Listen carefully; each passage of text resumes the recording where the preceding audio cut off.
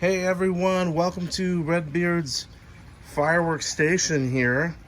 Me and little Redbeard Jr., one of the two little juniors here. Alexis is working on this with me. These are all the fountains that are going to go on the boards this year. These are 8-foot boards by about 6 inches. And you'll see the real pretty duct tape that I'm using. I find that this is actually the easiest to take off. The fountains stay super steady. And so we do that. I've done glue, I've done anything you can think of. Just liquid nails. That stuff is so hard to scrape off, and you can still see some that's sitting on the board from years, the past couple of years. So anyway, we got 4 of these boards. All of these fountains are ready to go. Some 200, 500 grams and everything in between. All different brands and shapes and sizes. What was I going to mention? So the tops of them, you'll see they're all labeled. These are all going to be fired with the electronic system. I put foil on them just to help not reignite and pre-ignite, which would be horrible. And then we got some cutters this year. Saw these on Cody's channel and some of the others. But this multi-cutter works fantastically. And most people, you can use it for cutting fuse, of course. It doesn't, not a lesser chance of getting a spark, or maybe no chance because you're cutting against rubber.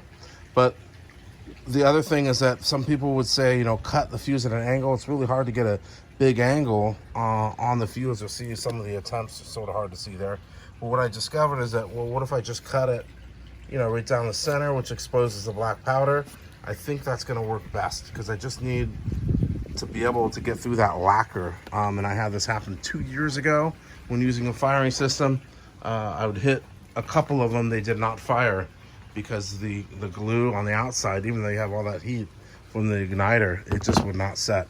So over here, what do we have? This is our firework firing system. I do not have a Cobra system yet, Joel Robinson, but just kidding. Anyway, I've got these 4 boxes, these 4 Q boxes. They've got 24 Qs each, so we got a total of 98 Qs.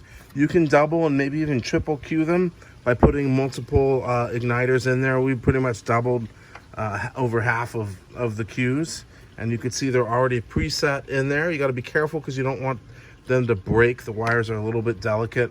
I did take some time and wrote all the Q numbers and names on each of these, so when we get to the firing site, we're just going to set these boxes out, take the wires, hand them out one by one. We're going to go back to the individual fireworks and attach them, and that should save us some time. Last year it just took way too much time.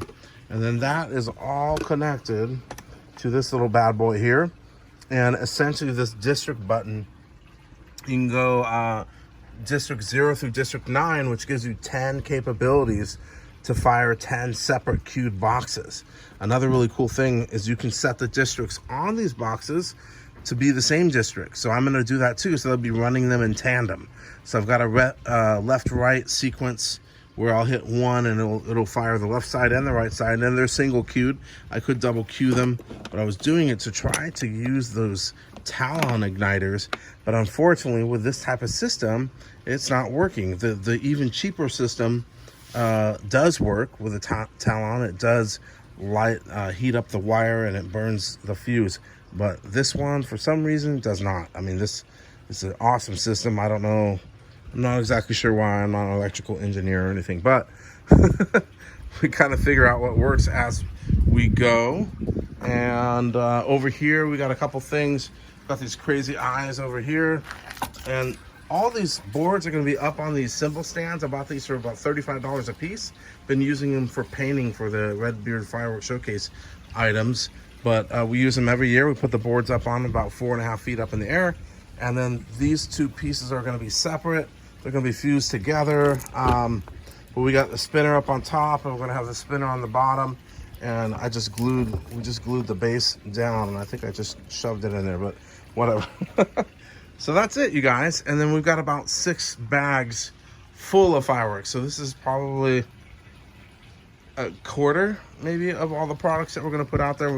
We've got roughly 175, 200 pieces or so, maybe even more with the rainbow waterfall fountains over here with the nitrocellulose, mad scientist, whatever that's called.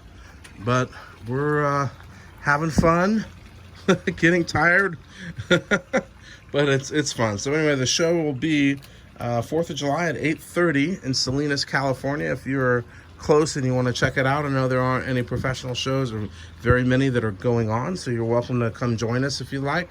It's at Echoes Church. I forget, it's Echoes from something. Calvary. From Calvary, and my daughter is telling me. So it's set to go off at 8:30. They're giving out sparklers, or morning glories rather, and snack bags and drinks or whatever is happening there. And then the show is going to be about a 35-minute show with a bunch of patriotic music, a couple of gospel songs as well, but just a lot of fun. And reminds me of being a kid and whatever and fireworks and patriotic music and cool stuff. All right, so a lot of fun. Come out if you want. It doesn't cost anything. Some people, I think I said, they'll even have a way that you can stay in your car and watch, but you're outside, you should be okay. Okay, I'm not an expert, but you know what I'm talking about. All right, you guys, thanks for checking it out. I hope to have a couple videos up before the 4th, but I hope your progress is going great, and I'll talk to you later.